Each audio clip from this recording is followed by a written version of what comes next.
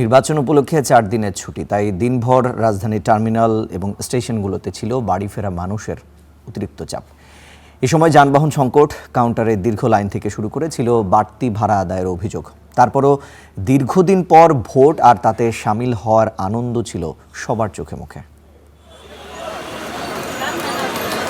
মহাখালী টার্মিনালের কাউন্টারে দাঁড়িয়ে রোদে পুড়ছেন মা। গ্রামের পথে তার সঙ্গী ছোট্ট শিশু। এই দুর্ভোগেও ম্লান হয়নি তার বাড়ি ফেরার আনন্দ। 3 দিনের ছুটি পাইছি আর ভোটও দিব, এই জীবনের প্রথমের জন্য যাওয়া ভালোই লাগতেছে। একটু কষ্ট হলে সমস্যা নেই। ট্রেনের ছাদে ঢাকা ছাড়ার এ দৃশ্য ঈদে দেখা গেলেও এবার উপলক্ষ নির্বাচন।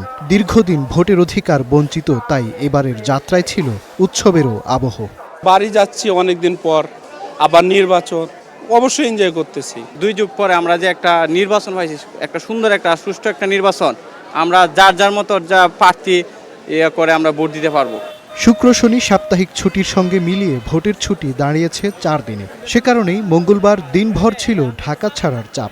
এই যে একটা এক্সাইটমেন্ট কাজ করছে, প্রথম ভোট দেব জীবনে। বাট যেহেতু ভোট দিতে যাচ্ছি তো অনেক এক্সাইটেড, এইটুকু হ্যাসেল হবেই জানতাম।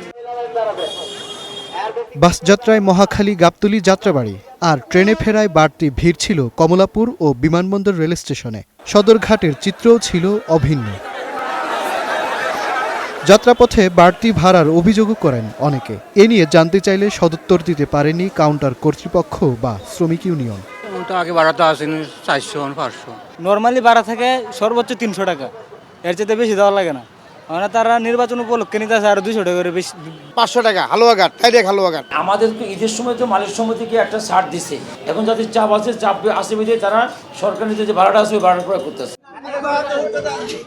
এদিকে যাত্রাপথের দুর্ভোগ কাটাতে প্রশাসনকে আরও তৎপর হওয়ার তাগিদ দিয়েছেন রাজধানী ছাড়া যাত্রীরা।